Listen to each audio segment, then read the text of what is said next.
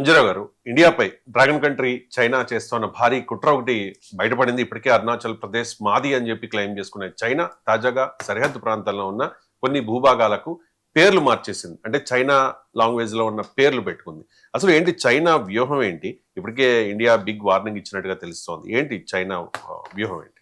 Yes అండి. ఒక పక్కన ఇరాన్ అమెరికా యుద్ధం జరగడం, ఇంకో పక్కన అమెరికా టారిఫ్లకి వ్యతిరేకంగా ఇటు చైనా ఇండియా కోఆపరేట్ చేసుకోవడం. చైనా ఏమంటుందంటే ఇండియాతో మన రిలేషన్ ఇండియా మీరు నేను కలవడం అనేది అనివార్యం. అంటే ప్రపంచ మానవ చరిత్రలో ఇండియా చైనాలు కోఆపరేట్ చేసుకోవడం అనేది అనివార్యం, మనం శత్రువు కాదు మిత్రులని చైనా చెబుతూనే ఉంటది. ఇండియా కూడా దానికి తగ్గట్టు ఈ మధ్యలో చక్కగా చారిత్రకంగా సంబంధాలు పునరుద్ధరించుకోవడం, ఆ చైనా నుంచి వచ్చే ఇన్వెస్ట్మెంట్స్ని ఎక్కువ కూడా ఏదో ఆపరేషన్ ఇప్పుడు లడాక్ విషయంలో మన ఇండియా తీసుకున్న డిసిషన్కి వ్యతిరేకంగా ఇప్పుడు మళ్ళీ నిర్ణయం మార్చుకుని అక్కడ నుంచి ఇన్వెస్ట్మెంట్స్ వచ్చేటట్టు చేయడం. సల్మాన్ ఖాన్ సంతోష్ కుమార్ మూవీ తీస్తుంటే అందులో ఎక్కువగా చైనాకి ఎగినెస్ట్గా పదాలు అవి లేకుండా ఉండడం కూడా చర్యలు తీసుకుంటుంది. ఎందుకంటే చైనా మిత్రురాలుగా ఇండియా భావిస్తుంది. సరిహద్దు వివాదం అనేది ఇప్పుడు లేదు, ఎందుకంటే అమెరికా ఉమ్మడి శత్రువు వచ్చేసింది టారిఫ్ల విధానంలో.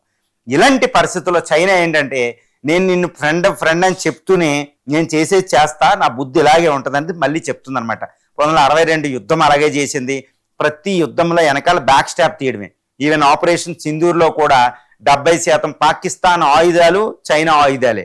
సో ఈ విధంగా ఎప్పుడూ చైనా శత్రువే. మళ్ళీ దీన్ని నమ్మకూడదు అనే ఒక విషయం మళ్ళీ మనకి ఒక దృగ్విషయం మన ముందుకు వచ్చింది.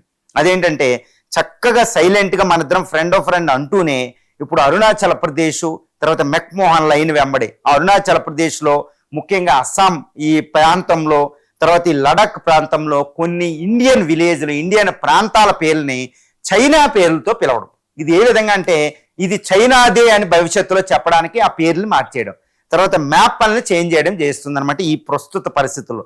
అందుకే Indian minister of external affairs ఏం చెప్తుందంటే ఇది చైనాని చాలా దారుణంగా వార్నింగ్ ఇవ్వడం జరిగింది. నీ పేర్లు పెట్టుకున్నంత మాత్రాన ఈ ప్రాంతాలు నీవి కావు. ఈ Arunachal Pradesh Ladakh is an integral part of India, అంటే విడదీయరాని ఒక భూభాగం. దీన్ని నువ్వు ఏమీ చేయలేవు, నీ ఇష్టం వచ్చినట్టు చెయ్యకు, నువ్వు విలేజ్లు నిర్మించకో, నీ అటువైపు నీ కుయుక్తులు ఇక్కడ కుదరవు, మేము ఎప్పుడు అలర్ట్గానే ఉంటాం అనుకుంటూ ఇండియన్ ఫారిన్ మినిస్ట్రీ భయంకరమైన వార్నింగ్ చైనాకి ఇవ్వడం జరిగింది. ఇప్పుడు చైనా అలర్ట్ అయింది, ఏదో సైలెంట్గా చేసేద్దాం అనేది ఎలా అయిపోయింది ఏంటి అన్నట్టు ఉంది. ప్రస్తుతం మాత్రం అది వెనక్కి తగ్గే అవకాశం ఉంది, కానీ అది చేసిన పేర్లు మాత్రం మార్చదు. తర్వాత బ్రహ్మపుత్ర మీద ప్రాజెక్ట్ కన్స్ట్రక్షన్ జరుగుతూనే ఉంది, తర్వాత పాకిస్తాన్కి సపోర్ట్ ఇస్తూనే ఉంది, తర్వాత ఈ ఇండియన్ ఓషన్లో దాని యువాంగ్ వ్యాంగ్ లాంటి స్పైయింగ్ షిప్లు వస్తూనే ఉంది, మన మీద నిఘా పెడుతూనే ఉన్నారు. ఈ స్ట్రింజ్ ఆఫ్ పెరల్స్ అమలు జరుగుతూనే ఉంది.